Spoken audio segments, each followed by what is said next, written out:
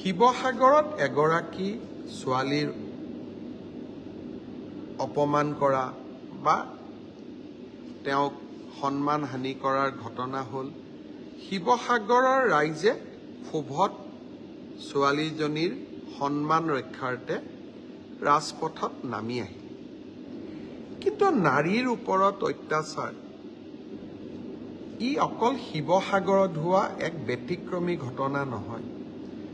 লোকসভাৰ নিৰ্বাচনৰ পিছতে মই অত্যন্ত উদ্বিগ্নতাৰে সৈতে লক্ষ্য কৰিছোঁ যে নামনি অসম আৰু মধ্য অসমত ছোৱালীৰ ওপৰত, আমাৰ জীয়ৰী বোৱাৰীৰ ওপৰত ক'ৰবাত যেন অত্যাচাৰ বাঢ়িছে। যোৱা ৩ মে'ৰ নিশা ধন আলী তালুকদাৰৰ নেতৃত্বত এটা দুৰ্বৃত্তৰ দলে দুধনৈত এগৰাকী বড়ো সম্প্ৰদায়ৰ 15 বছৰীয়া কিশোৰীক গণ ধৰ্ষণ কৰে। এই ঘটনাৰ যেতিয়া প্ৰতিবাদ কৰিবলৈ কিশোৰীগৰাকীৰ ভাতৃ হিৰণময় খাখলাৰী ওলাই আহিল, হিৰণময় খাখলাৰীক ধন আলী তালুকদাৰ আৰু তেওঁৰ সহযোগীসকলে নিৰ্মমভাৱে মাৰধৰ কৰে আৰু তেওঁৰ মৃত্যু হয়। বৰপেটা জিলাত কয়াকুছি বামুণবৰী গাঁৱত 14 মে'ত সংঘবদ্ধভাৱে জহুৰ খাঁ নামৰ এজন দুৰ্বৃত্তৰ নেতৃত্বত আমাৰ খিলঞ্জীয়া লোকসকলৰ ওপৰত আক্ৰমণ হয়। প্ৰণৱ দাস, বিকাশ দাস, মৌচম দাস, কণজ্যোতি তালুকদাৰ গুৰুতৰভাৱে আহত হয়। যোৱা 23 মে' তাৰিখে লখিমপুৰত মোবাইল চুৰি গোচৰত অভিযুক্ত চোৰ এজনৰ মৃত্যুৰ ঘটনাক কেন্দ্ৰ কৰি এদল সন্দেহযুক্ত নাগৰিকে লখিমপুৰ থানাৰ ওপৰতে আক্ৰমণ চলায়। লাষ্টত আৰক্ষীয়ে শূন্যত গুলী চলাবলগীয়া বাধ্য হয়। 7 জুন তাৰিখে কোকৰাঝাৰৰ ফকিৰাগ্ৰাম থানাৰ নামপাৰা গাঁৱত নাৰাহী তকদিৰ আল্লাহু আকবৰ ধ্বনি দি কোচ ৰাজবংশী গাঁওখনৰ ওপৰত নিৰ্মমভাৱে আক্ৰমণ চলোৱা হয়।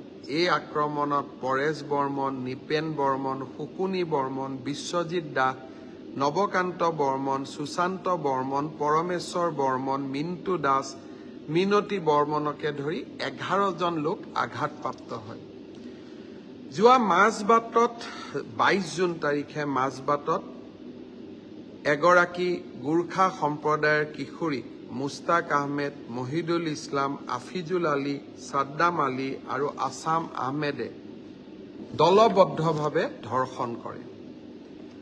ঢেকিয়াজুলিৰ টিউলিপ চাহ বাগিচাৰ এগৰাকী কিশোৰী যোৱা 22 জুন তাৰিখে একেধৰণৰ এজন ব্যক্তিয়ে যৌন নিৰ্যাতন চলায়। ঢেকিয়াজুলিতে 24 জুন তাৰিখে অৰুণ চাহ বাগিচাত শ্বহীদুল ইছলাম নামৰ এজন দুৰ্বৃত্তই চাহ জনজাতি সম্প্ৰদায়ৰ 10ম শ্ৰেণীৰ ছাত্ৰী এগৰাকীক বলৎকাৰ কৰে। টিউচনৰ পৰা উভতি অহাৰ সময়ত দুৰ্বৃত্তটোৱে এই কাণ্ড সংঘটিত কৰে। 27 জুন তাৰিখে শোণিতপুৰ জিলাৰ ঠেলামাৰা গাঁৱত এগৰাকী 14 বছৰীয়া 9ম শ্ৰেণীৰ ছাত্ৰীক আনাৰুল খাল নামৰ এটা দুৰ্বৃত্তই যৌন নিৰ্যাতন কৰে। ঠিক একেধৰণে ঢেকিয়াজুলিৰ এলোকেডি কলেজৰ ছাত্ৰী নিবাসতো একেধৰণৰ লোকে 28 জুনত প্ৰৱেশ কৰে। যোৱা 29 জুনত এগৰাকী দুৰ্বৃত্তই 22 বছৰীয়া কিশোৰীক বাইহাটা চাৰিআলিৰ ভুমুলাহাটীত ধৰ্ষণৰ অপচেষ্টা চলায় আৰু এই ঘটনাত বাধা দিব চেষ্টা কৰোঁতে কিশোৰীগৰাকীৰ পিতৃকো দুৰ্বৃত্তই আক্ৰমণ কৰে। পিছত আব্দুল কালাম নামৰ এজন অভিযুক্তক স্থানীয় ৰাইজে আটক কৰে। যোৱা 29 জুনত ঢেকিয়াজুলিৰ হুগ্ৰীজুলিত এগৰাকী বড়ো যুৱতীক নিজকে হিন্দু বুলি পৰিচয় দি চিৰাজুলিৰ নাই চালি নামৰ এজন যুৱকে ফুচলাই মাতি আনি ঢেকিয়াজুলিৰ শ্বহীদ পাৰ্কত অপকৰ্মত লিপ্ত হ'বলৈ চেষ্টা চলায়। যোৱা 26 জুনত ধুবুৰীৰ গোলোকগঞ্জৰ নালিয়াত এখন কোচ ৰাজবংশী গাঁৱত সন্দেহযুক্ত নাগৰিকে ভয়ংকৰ আক্ৰমণ কৰে। যোৱা 30 জুনত বৰপেটা জিলাৰ সৰভোগৰ ৰহা ঘোগামাৰী গাঁৱৰ ৰাজহুৱা শ্মশান এখনৰ গেট ভাঙি শ্মশানৰে মাটি দখলৰ প্ৰচেষ্টা চলে। যোৱা 1 জুলাই তাৰিখে ঠেলামাৰাৰ কাঠনিবাৰী গাঁৱত শামছুল ইছলাম ওৰফে বাবুল আলী নামৰ এটা লম্পদে এগৰাকী বিবাহিতা মহিলাক যৌন নিৰ্যাতন চলায়।